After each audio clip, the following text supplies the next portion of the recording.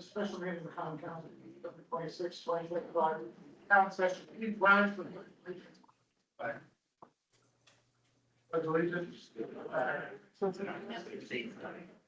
And to the republic, there's one nation, under God, indivisible, with liberty and justice for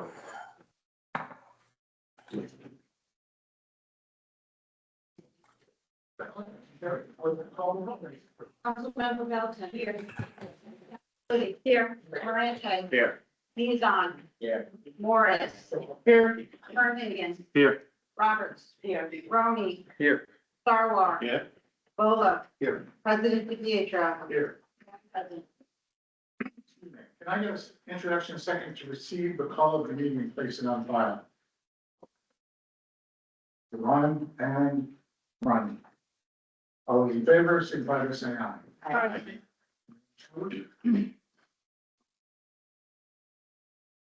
Okay, the resolution on the table. The only business of tonight is to approve. Sorry, I forgot to put my hearing aids in front of this. Is, all right, I'll start over.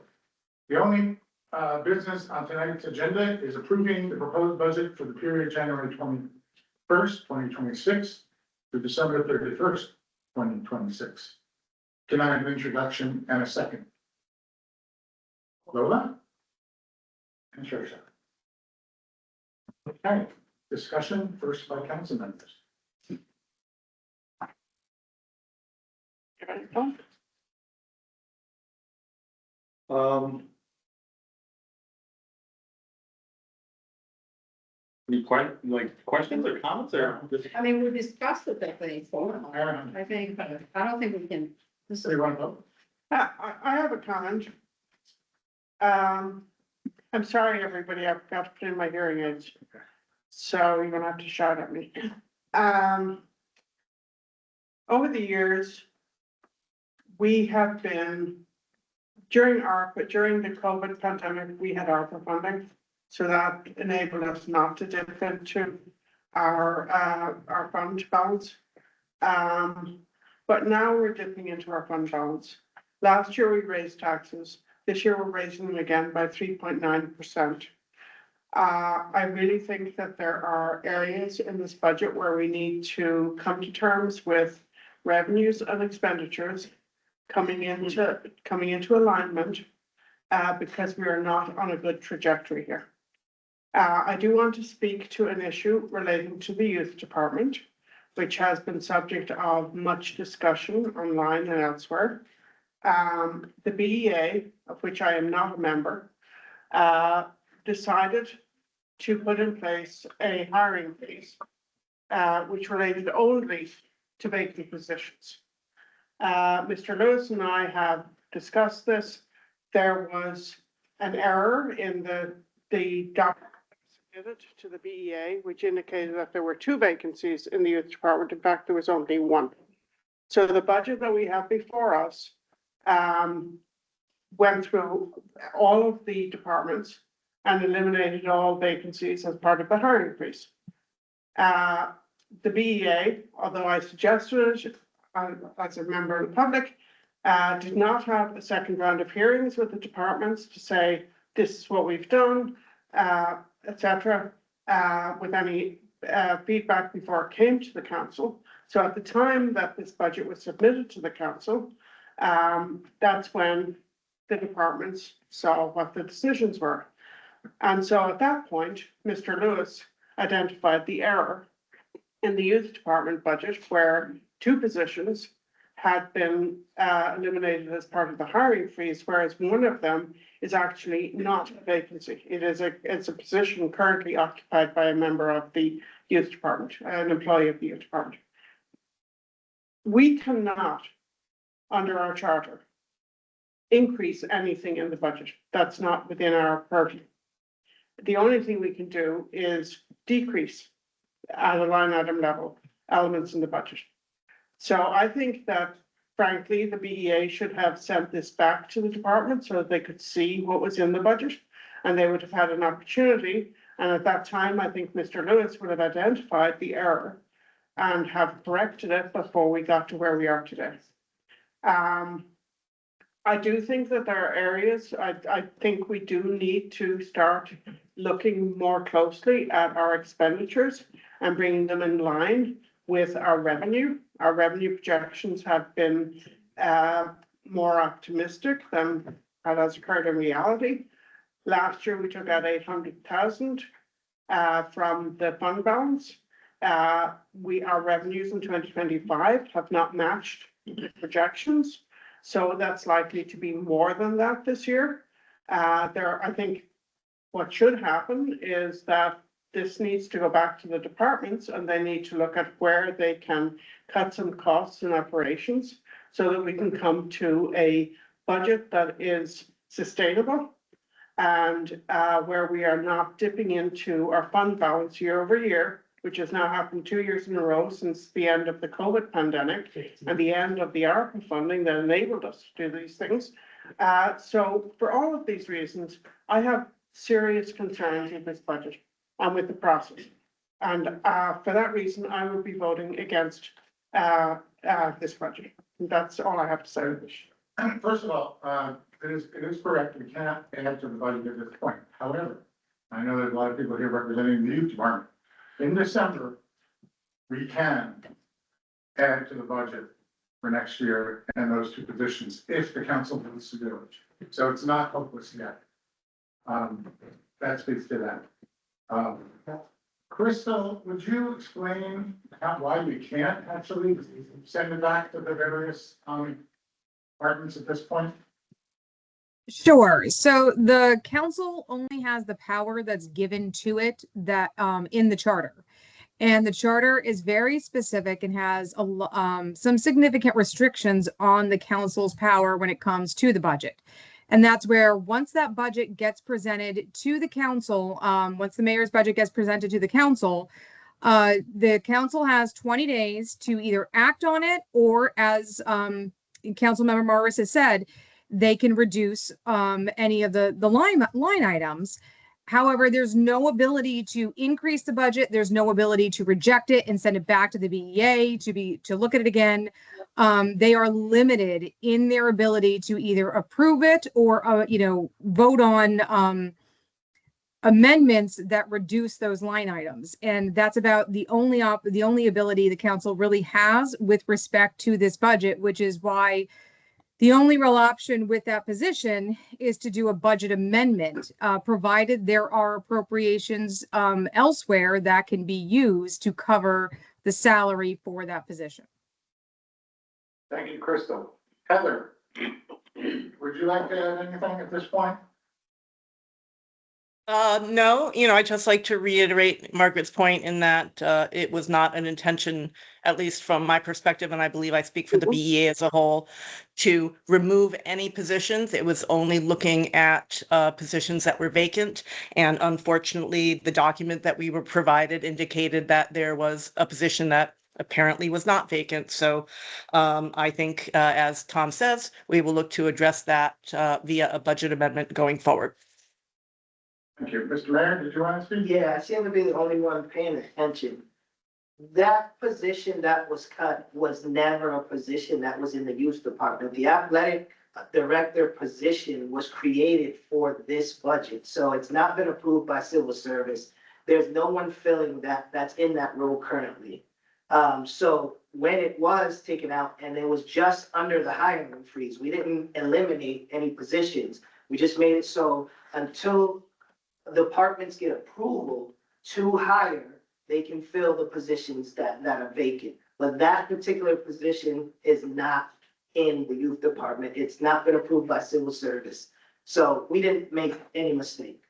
So excuse me, does that mean that it is in fact a vacancy?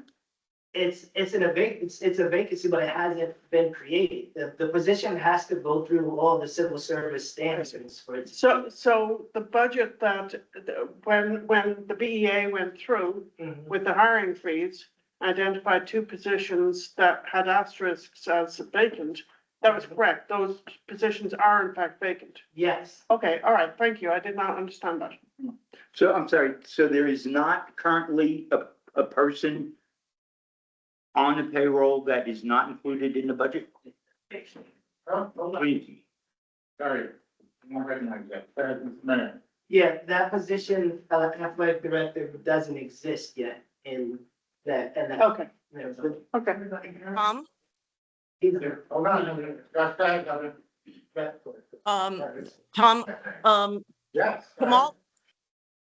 Kamal is correct in that the line and the title that was included in the youth director's budget that said it was vacant is in fact a new title. The piece that is missing from that description is that there is a current employee who has been employed and continues to be to this day employed by the youth department, whose name and title were removed from the youth director's budget submission. So there is in fact a person currently employed by the youth department that whose salary was not included in the youth department budget because the name and the title were omitted from the submission.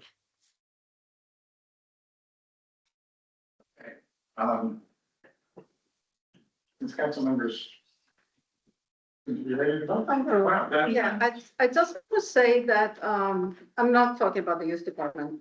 In general, we all got into playing this, blame game, and that's not gonna go anywhere unless we all take full responsibility for certain things, including the council, when we vote things, to just be cognizant that the fund balance will be affected, the taxes will be affected. And also there are other things that they're not in our control, like the increase of pay, insurances, cost of all the DPW, all the salt, everything that it's done in our roads. It's became skyrocket from what Rob was telling us from after COVID. So it's a combination of factors. And also we've done a lot of projects, so it is a combination of factors and we have to acknowledge this. And moving forward, I do believe we have to strategize making changes on certain things, how we view things. And, but right now I feel that it would be, I had a lot of constituents sending me emails against the budget. And it's not this, I'm with this side or that side. I feel having an extra week or two to review everything in case we find something that they can be in the benefit of the city would not be a bad idea. So I will. So Vicky, the timeline ends on Sunday. I know, but I mean, if we have a say, we have also a say to not agree. And I feel, You cannot agree, but we'll just go forward anyway. I mean, in 20 days. 20 days from the 10th, yes. Sunday. So, I just want to speak to one thing, this issue of the fund balance. Yes, last year and this year, we'll rely on the fund balance. Two things, we overestimated last year without a doubt, that's not incorrect. However, the things that we were estimating will be coming forward this year, most likely. It took, the finance committee still hasn't come up with their fee schedule, their renewed fee schedule, though they've had 10 years and that's happened before. So that would be one thing that definitely increases revenue. Secondly, the parking situation will presumably get settled within the next couple of months. Assured by the police department who run it anyway, and that will bring in new revenue. Thirdly, we have a number of projects that the building permits are in the works that are also going to bring in a significant amount of revenue. And lastly, one way or another, whoever buys the Dunn building, that would be a significant boost to the fund balance as well. So it's not a hopeless situation. And that's that. I guess we're ready to, oh, Dominic. Calvin, I got a question for you. Is what Heather said correct? Sorry, Dominic, can you? It's what, I'm asking Calvin, Can you is Heather's just explanation, stop is a that correct? There's an employee that's currently working that according to the budget, if we pass it, would be not funded in January 1st. If passed, yes, yeah. But Unless we vote amendment. if it's correct, okay, so if it's passed now. Right. So if it passes, then that position is not there. You would have to do amendment, right? Correct. Yeah. I'm talking to Calvin. Well, actually, you made a mistake already, it won't be January first, we can correct it in December. I'm just, I was just speaking time. All right, please. So, That's not how it works, okay. Right. How many meetings we have left? and then, so Calvin, so to do the amendment then, to cover the salary, we'll have to then go into the fund balance again. After passing the budget, we're gonna go back into fund, to fund this position. There, I'm not sure. Heather, is that what we'll have to do? We'll have to, so the fund balance, if it's $400,000, it would be additional, whatever the salary is for that staff, right, Heather? That is my understanding. I do not know of any other source of revenue that could cover that additional expense. Just as Crystal had said earlier. So either way, if we don't pass the budget, the position is still there, right? And then hopefully, if my goal would be if department heads could at least find a modest 3%, Yes, and then that would compensate yes. for that salary for the youth department, Mhm. rather than increasing the fund balance, draw. And I think that it gives time, because my understanding is that if we do not pass the budget today, and whatever the reason, in 20 days, it's automatically approved by default. Is that correct, Crystal? Yes, it's actually 20 days from when the budget was presented to the council. So that meeting where the mayor presented the budget to the council, that's the start of the 20 days. And then if it's not acted on by the council, it is a default approval. Okay, so even if we say no, it's gonna be approved. Correct. I would like to, Yeah. Go ahead, Um, Crystal. Is there anything? sorry? Crystal, second. I thought Crystal had something. Now, go ahead. Okay. One area where I think we could probably, cut some spending is the cemetery fund. And I think that, to Dominic's point about where is the funding going to come other than the fund balance, that position, that, right? Excuse me? It can come from already apportioned. I'm sorry, I'm Yes. really sorry. Yeah, it can come from already apportioned budget line. Exactly. So it doesn't necessarily have to. So if we were to reduce the line item in the cemetery fund, we could potentially, No, I think, as I understand it, we would have to approve it as it is. I see what you're saying. As a Yes, budgetary right, amendment, yes, take it from okay, that got line. it, got it, got it. But I think in January, if we're trying to do an adjustment or an amendment, that's an area, Dominic, where we could potentially find money that's in the current budget to fund that position without going into the fund balance. Do you see what I'm saying? Yeah, I mean, it could have, that's what I'm saying, could have, right? So I think it's important that we figure out how to keep the position there, so the staff is not, stressed or whatever, right? So especially if it's a long time staff, so, I think it's important to figure out how we can keep that, staff, at least that staff, in terms of, I mean, maybe Calvin can get creative in terms of, personnel and other budgets to assist in fulfilling that portion of that salary. I just had another thought, actually.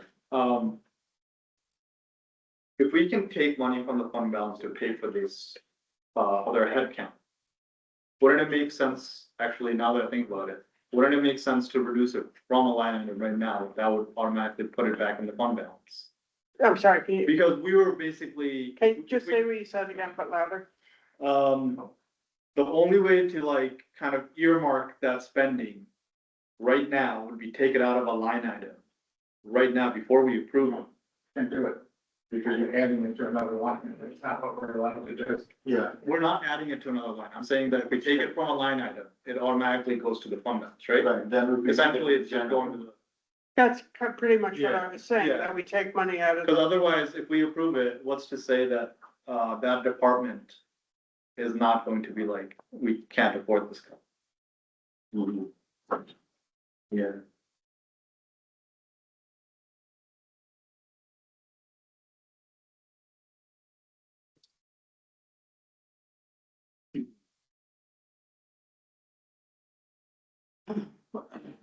Well, it's hard to review though, to say what item you take out.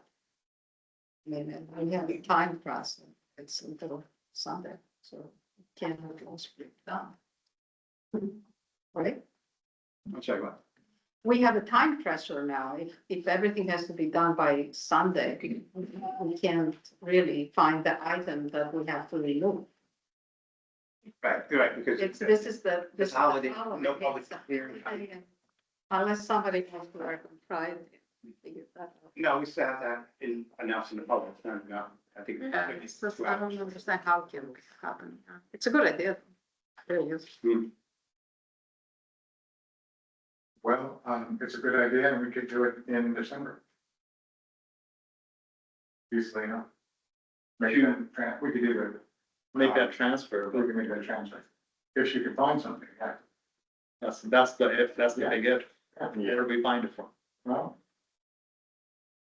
And we're talking just the position that is currently filled, we're not. We have to, yeah, we have to. No, I know that, but we're not gonna try to, there's 2 vacancies right now, so we're only gonna try to fix the mistake of the current employee. We're not gonna go and approve another position because we have no more money for it. We don't make sure we, fulfill the obligation for that staff, to guarantee, they're gonna be on board.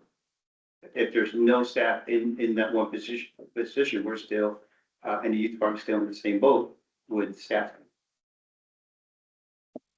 yes, Margaret. So aside from this very particular issue of this particular position, the big issue for me in this budget and in the budgets of previous years is that we have been on a downward path here in terms of revenue and expenditures. We raised taxes last year. We're raising them now again to 3.9%, which is the highest level that we can raise them to. That has a direct impact on cost of rentals for those of us who rent homes in Hudson. It has a direct impact on Warren Street, on the business owners. It has direct impact also on individuals who own homes in Hudson, and we are not living within our means. And I think it is time for us to come to grips with that and to go back and say, nope, we have to look at what our revenue is and how much we can spend on our services to the public. And so to me, like, yes, there's this issue around this individual, and we want to make sure that, that was never the intent of the hiring freeze, so that we can fix procedurally. But the bigger picture here is that we are not on a good path. And that's what we have to really come to terms with. And for that reason, this budget is not a good budget. That's the bottom line for me. Well, I mean, I guess the conundrum is what's the path forward? So I'm sorry. What's the path forward for us right now today? Even Well- if we all say no, the budget passes unless we can find, change it somehow. But we can amend it next month. This is correct, right? We can, We can Amend it. amend it after it's been passed. we can amend it to add that other item, but we cannot reduce it. Cannot We amend can't it. reduce We cannot reduce it. No, because automatically it said. Right, that that's it's automatic package. Yeah. There's somebody online, I think it's Nick. Nick, where you are? Hi, is that okay for public comment? Yes. I would just like to say that, in terms of, this is Nick Zakos. Oh, thank you. In terms of these 2 positions, from my understanding, and somebody can correct me if I'm wrong, the full-time rec attendant position, which was, potentially looking at a title change of athletic director or something like that, that one can't be cut legally. That's a union position that would, result in lawsuits if that was cut. And so that one, it seems like can't be cut. The assistant director position, I would just like to remind all the council members that even if that is vacant right now, because the assistant director has stepped into the director role, that's a vital position to the youth department. And that's a position that essentially helps to run the summer camp, who does a huge amount of supervisory work in a department that doesn't have a lot of other supervisory roles. And so while we're talking about bringing back the one, I think the other position has to be brought back. And I really think that the council should think about bringing back the assistant director role. I think to cut two positions, two vital positions, really without consultation of the existing department, to happen kind of behind closed doors, was really disappointing. And I would really like to urge, and I think it seems like you guys are on the right track, it has to happen in the December meeting in a budget amendment. But I really think that both of those positions need to be brought back. I think to not bring both back would hamper the department, hinder the department in a way that is really dangerous in terms of ensuring the safety of the kids and ensuring that the youth department run properly and that Oakdale run properly. That's my comment. Thank you. Greg? So in terms of this particular situation, which is unfortunate that it's coming up at this late hour, it's nothing that revenue wouldn't help. So my understanding is the shortfall is 385,000. Now, I like working with numbers because it helps me to like contextualize situations. Now, for this salary, how much is this salary and what would that do to the shortfall? Is it 40,000? Is it 60? Is it 30? In that range. 40? I think 40 to 50, yeah. So we're looking at, instead of 385 shortfall, we're looking at 435. Is that my understanding? If you had those to take it up, yes. Yeah. All right. Having just codified that, it helps me to like work with numbers. I just want to speak to the work that the BEA did, because they took a budget of what was $19 million, and then through various meetings and scrutinous work and diligence and care. And I sat in on most of those meetings. So I saw how the proceedings went down and how these individuals, council president, the mayor, and Heather, all together, like mostly Heather, would work the numbers, calculate, find out, and they legitimately went through a lot of line items. It didn't all come out of one place. There was a garbage truck that was asked for, that was, not granted. There was a street sweeper that was asked for, that was not granted. So it went from $19 million roughly to $16 million. And, sometimes it's like, I was a treasury secretary and I had this thing on my desk, income greater than disbursements. And that's, a rule of thumb, for most households. If you're not doing that, you're running into borrowing money and incurring more debt.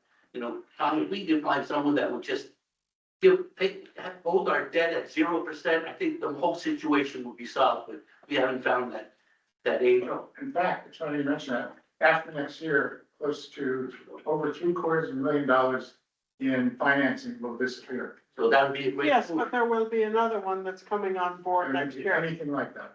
In fact, So I just want to make one point from a personal perspective. I'm not a fan of selling the gun warehouse, just in general, just my personal perspective. I think the city has been incorporated as a body corporate and politic in order to hold property. And we have property issues, we have housing issues that we really haven't done a great job with. So if we, well, this goes to another subject, but if we were able to take some of these vacant properties and provide housing and in some way, bring that, get some things off the tax exempt status and make them taxable, that would be a way of generating revenue. So just a couple of ideas. But again, the BEA, Tom, come on, You guys did a great job. I kind of want to commend you.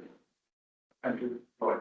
Comment. Sure. I just want to discuss the fund balance. The fund balance's use has been used every budget for the past 10 years. Our, excuse me, our first tenure, the first 3 years, we didn't raise taxes a single cent. The fourth year, we raised it the bare minimum. This year, we're raising it over the cap, but it's still under what other municipalities, other cities are raising in taxes. Thank you. Okay, I guess we'll vote. So, I mean, so with, the- I just want to speak for the taxpayers. So the reality, We're all taxpayers. She I'm recommends. glad you are. What I'm suggesting is that you're going to be responsible for raising the taxes on this community. And that's the bottom line. Yes. I mean, we can argue about all the details of this budget, but you are asking the taxpayers to pay more. And that's what you should be thinking about when you vote. Can I make a comment? I'm sorry. I just want to make a quick comment, statement maybe. I just feel like with gentrification comes property tax increases, right? Goes hand in hand. I'm sorry, can you say that again? Gentrification, when that happens, property taxes, it goes hand in hand. Property taxes, the value of people's houses, gentrification, people coming in, making property higher. Yeah, but tax rates do not necessarily go up with gentrification. Well, everything is going up, inflation, Property everything's going up. values, yes. Everything's going up. Tax rates, not sure tax rates. If your community, living in your community during gentrification, then you have less people paying any types of taxes. Okay, let's just vote. Councilmember Belton, No. Daxalidi. No. Morante, I just wanted to say one thing before I wasn't allowed to speak. With the police department and DPW, a bad storm, a bad incident can also have effects on their overtime. So, that we have to be conscious of that in terms of, what we're looking for when we do these amendments for these positions. All right. So, I think that with the position being eliminated with this budget, I'm gonna say no. hands on. I don't see any alternative came in this, meeting today, that people say no, so I'm gonna say. Morris, No, Hartigan, No. Roberts, I'll say yes. Roney, At this point, it doesn't really even matter. It doesn't even matter, because I'm, yeah, okay, no. Sarwar, No. Bullock, No. President Pietro. Yes.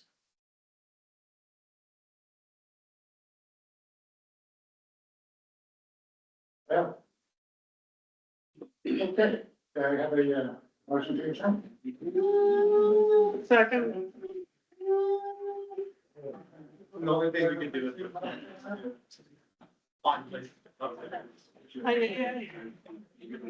I-